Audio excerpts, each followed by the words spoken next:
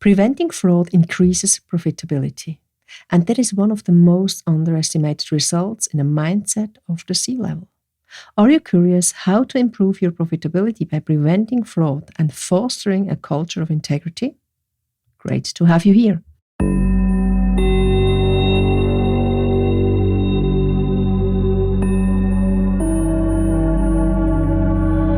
Corporate integrity, fraud, non-compliance, and cybersecurity. Would you like to understand the root causes, detect threats, and take measurements to protect the most precious assets? As a leader, you need to be prepared and stay actionable in the event of an incident. Sonja Stirnimann talks in her podcast, The Human Factor, Corporate Integrity Matters, to leaders and entrepreneurs who want to have impact, foster corporate integrity, and act as role models.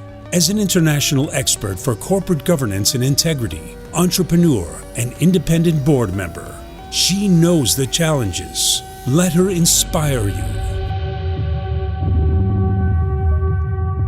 Welcome back to this new episode of the podcast, The Human Factor, Corporate Integrity Matters.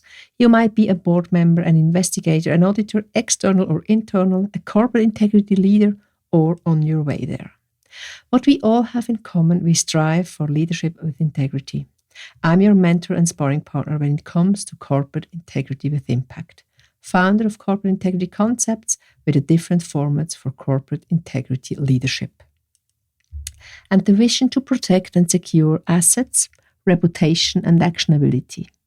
Yours and the one of your organizations. Why? Because corporate integrity matters to all of us. When it comes to profitability, fraud management, and especially also prevention, plays an important role. The fact that profitability can be increased is a taboo, but why? Let's take a closer look and see what we all can do to change the direction. As you have heard in our episode number 40, where we introduced the most popular episodes, fraud was a topic of interest. It is not new and it did not surprise me at all. Whenever I'm asked about my profession and I talk a little bit about fraud, governance, conflict of interests, in short, what I do when I'm not serving as a board member, people are interested, no matter what kind of background they have. It seems to be obvious and it's easily understood that any kind of incident in non-compliance and fraud costs. This understanding is given as long as the individual I talk to is not directly involved.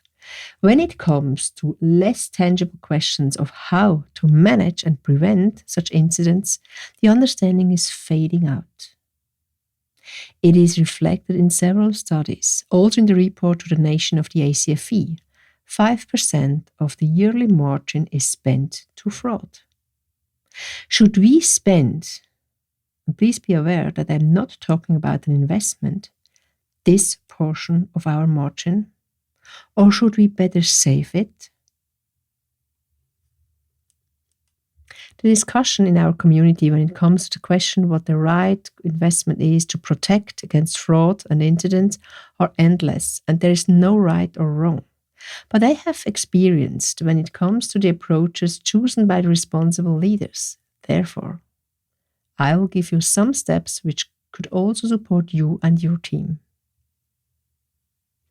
But before we go into the details, I would like to outline our own hindering beliefs when it comes to prevention. There is a strong lobby against prevention. The reasons I hear are that they do not believe in humans. I'm not saying that we can change people, but I strongly believe that we can raise awareness. With that awareness, we support the individuals to do the right things. Often, non-compliance has its roots in not understanding what is expected, especially when different cultures work together.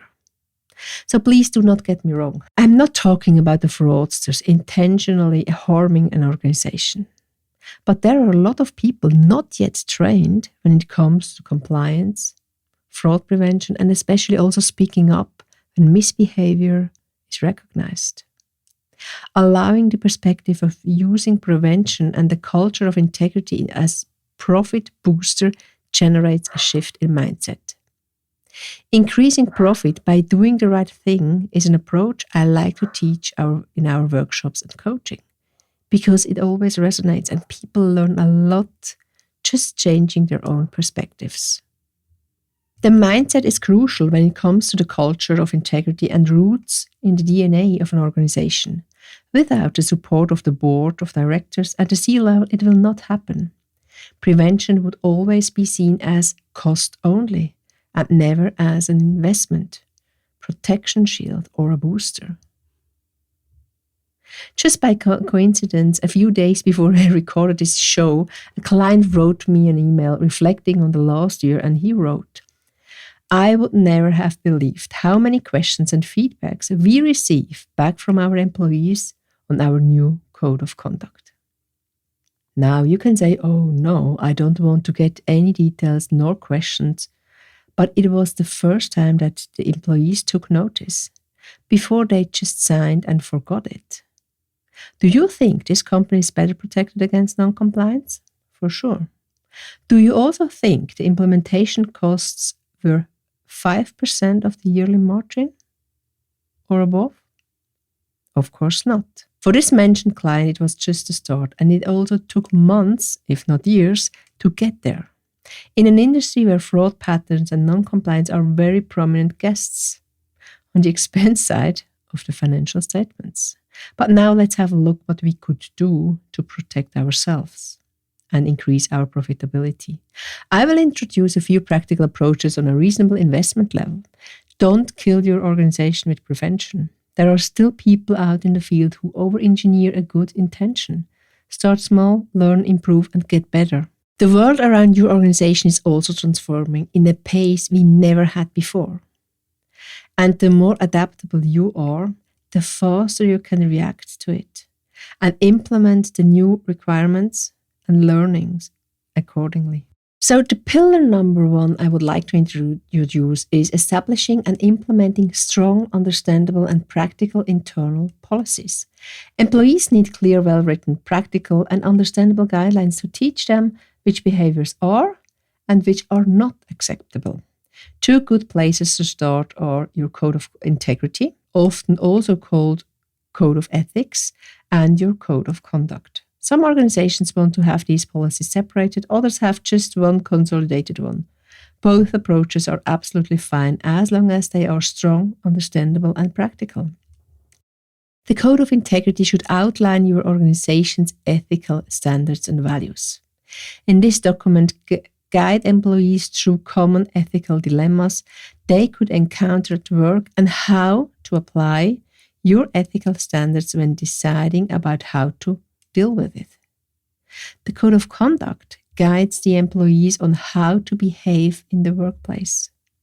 It outlines what is expected of employees, what behavior is encouraged, and what is prohibited. For example, interactions with customers and clients, interactions with co-workers, health and safety guidelines, compliance, D&I, etc. These 2 parts, either separately or combined, create a holistic picture of your organization's commitment to integrity and your expectations and instructions for employees to act with integrity. So what about the consequences to violations? Sanctions are necessary, otherwise your rules will not support the intention. In your both codes, the code of integrity and the code of conduct, outline clear consequences to violations. Apply these consistently, regardless of the employee's seniority. When an employee doesn't make a poor choice, consistency and fairness are key. So the pillar number 2 is update relevant trainings. Is your employee training updated? First from a content perspective, but also how to transport the learning content to make it stick? Or is it easily cheatable and nobody is eager to learn something? 9 out of 10 employees I regularly ask about the corporate training responses the same. Boring, must do, and nothing learned. That's not what we have to reach with that. Therefore, update your employee training and, if necessary, also the entire curriculum to match the expectations, the tone at the top, and content of your strengthened policies and procedures. Start by raising awareness of integrity issues that employees could face in the workplace, such as a potential conflict of interest or the opportunity to commit fraud. By using real-life scenarios that could occur in your industry and organization, the interest in taking these trainings increases significantly. That is what we see in every single practical training we give. The interaction, no matter whether held virtually or physically, increases with each use case we provide for discussion. Provide exercises where employees must make a decision when faced with one of these dilemma scenarios. Finally, also discuss the right decisions and why they are the right one based on your organization's ethical standards and values. That is the way people learn in such trainings. The other way they learn is by observing the behaviors of others, especially the superiors. And here you have to ask yourself whether you have the right role models in your organization, because they are observed. Pillar number 3 outlines the establishing a reporting process. What does it mean? Nobody speaks up? Maybe they can't because there is no process in place. Or it's in place, but it was not well implemented, especially when it comes to communication. I see huge potential. It is an illusion that superiors, HR, compliance staff could keep an eye on all employees. Red flag behaviors can easily be missed. That's why it's so important to implement a reporting process which could include several different approaches and tools. During the training, employees must learn how to recognize red flags in their environment. No matter whether these are peers, direct reports, superiors, clients, or suppliers. However, that information won't help anyone if they don't know how to tell about it and how to do so. Therefore, we need a process installed. Set up a user-friendly tool such as a hotline, a web form, or a dedicated email address. That's what it is required. My experience shows that if possible, anonymous reporting option to encourage employees to speak up without fear is crucial. The biggest cases of non-compliance happens at a level where employees fear to speak up without protection. And in the before-mentioned training, include instructions on how to use each of your reporting mechanisms. This includes A, where to find it, and B, how and when to use it. But please do not forget to remind and repeat these options you implemented during the entire year. Remind employees about the importance of reporting. Let's go to pillar number 4, set and role model the tone at the top. This could also have been the first pillar because it's so important. This topic is not new at all, and I already mentioned several times in this episode, but also in the past ones. Role models are key in both directions. Employees naturally look to their superiors, managers, and role models for workplace behavior. If their managers accept large gifts from suppliers and clients, fake expenses, or steal supplies, they think that's the behavior which is acceptable. Therefore, start your integrity program at the top by getting senior managers on board, all of them. And you need a sponsors on board level too. In episode number 8 and 18, I talked about the allies you need in the boardroom, and there you will find additional tips how to do so.